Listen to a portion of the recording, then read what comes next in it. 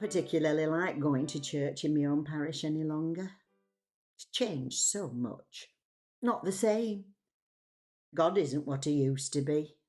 Anyhow, I have no option though. I do it for them, actually. They'd be lost without me.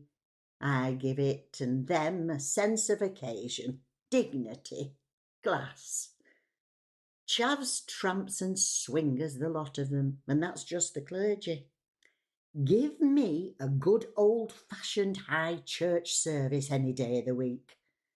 That's why I often nip over the border to St Margaret's now and again. They always give you your collections worth. They make sinning worthwhile, not like our lot, the born-again bunch who've invaded us. Their sense of contrition is to clap your sins away. And why they hold their hands in the air for so long while singing hymns, which I've never heard before, is beyond me.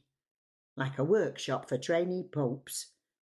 I'm telling you, if it's not in ancient and modern, it should not be in the service. Well, that's life, really, isn't it?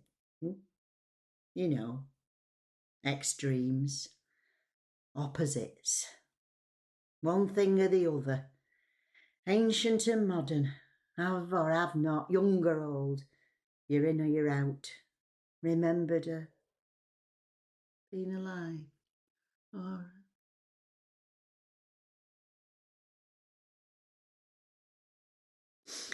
Anyhow, our parish isn't a bit like High Church in the one next door.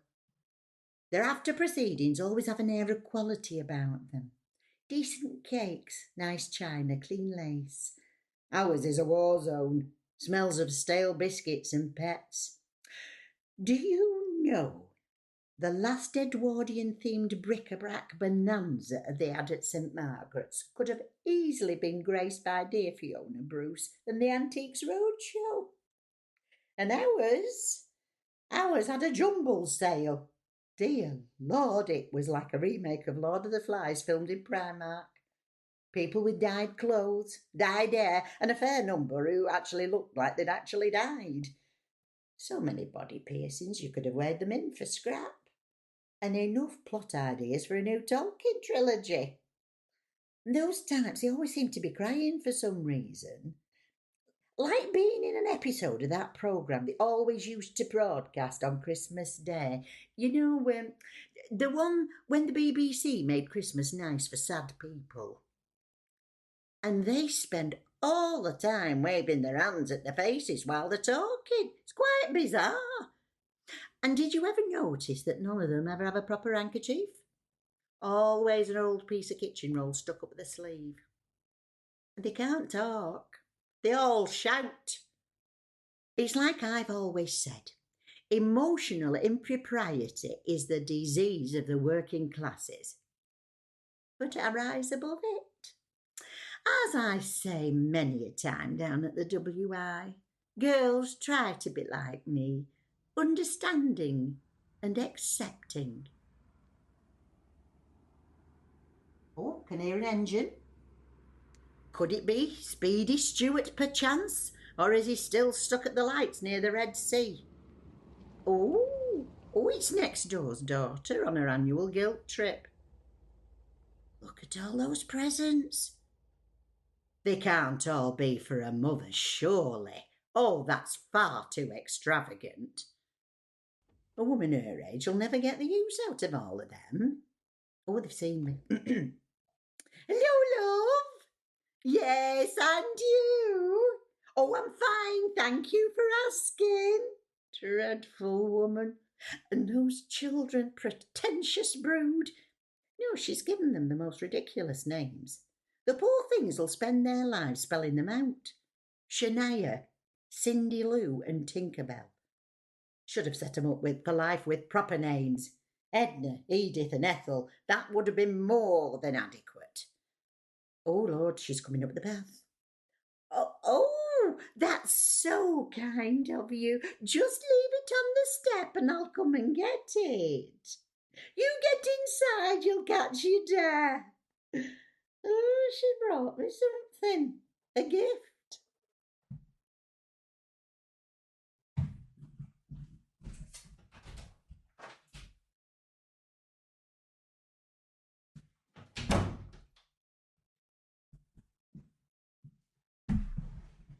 Well, what might one say?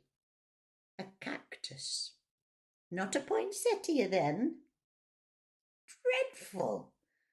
I suppose I'll have to put it here next to my collection of very expensive family heirlooms. Solid silver, you know, the frames. My precious pictures of my relatives, my ancestors, my heritage. Bit insulting, but it can't be helped. Oh, and the price is still on it. Tacky. Well, at least it proves that she bought it, and that it's not an unwanted gift. Oh, I think that's appalling when people do that, you know. When someone goes to the trouble as to be so thoughtful and buy you a small something, and then folk insult the sentiment of the season by disposing of it and giving it away. Anyhow, I suppose it'll be fine as a raffle prize at the WI. Well, if Speedy Stuart isn't here soon, I may as well hang on at church for Easter Sunday. I suppose I should expect delays on this of all nights.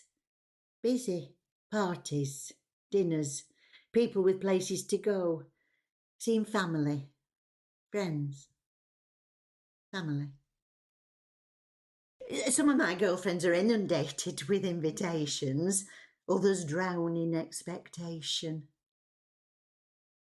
I could walk, really, to church. Well, it's not that far and the snow has melted, so the paths are clear.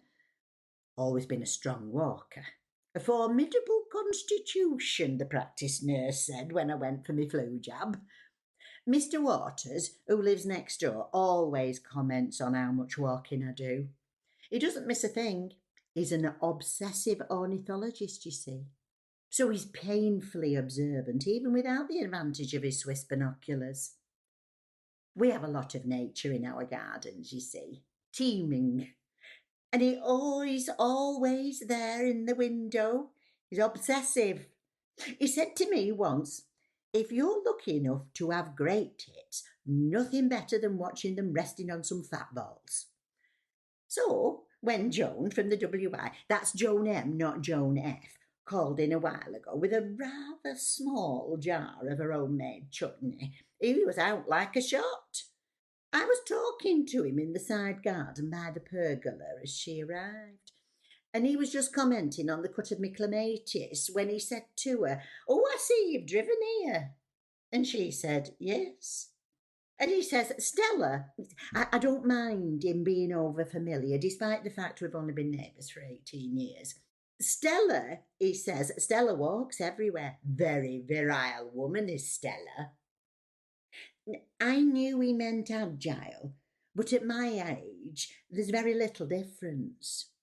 Well, it soon got around the WI that the young man next door, he's only 78, referred to me as virile. Well, since then, a number of them that now come to me for marital advice is quite extraordinary. Make your toes curl, some of the problems that they have. It's too big. It's too small. I'm not wearing that. And I'm not doing that. I'm allergic to rubber. I had to Google gimp mask. Well, it doesn't feature in my better wear catalogue. But then it all took on a life of its own when Barbara T started talking to me. Well, apparently she started having affairs because he couldn't, perform. Fascinating. So she started having parties. Very popular. At one point, she was advertising them with a card she put in the co-op window. Purely by accident, she told the milkman about them. Oh, yes. It was all because of him that it really took off. She was having a chat with him one morning about her problems with her husband, which went a bit too far, and she invited him in. Well, he soon became a regular thing once she found out it wasn't just his milk that was sterilised. Anyhow, one thing led to another, and he brought a friend who brought his wife. Dressing up, sex games, toys, bondage, body paint. Problem ends up that the neighbours could hear everything that they got up to through the walls. Their antics. She was mortified when she found out. So they moved house. She vowed never to live in a block of houses again because of her shame, so they bought an end terrace. She said that it's the nearest her husband ever got to having a proper semi. But it wasn't long before they started the parties again, once a week. The new neighbours heard all the goings on, and they nicknamed her husband Mr. Meringue. Vigorously whip until stiff. But she knows I'm the soul of discretion, that I'd never breathe a word of it. Only yesterday my hairdresser commented on my discretion when I was telling her about Mrs. Warburton's husband's dysfunction.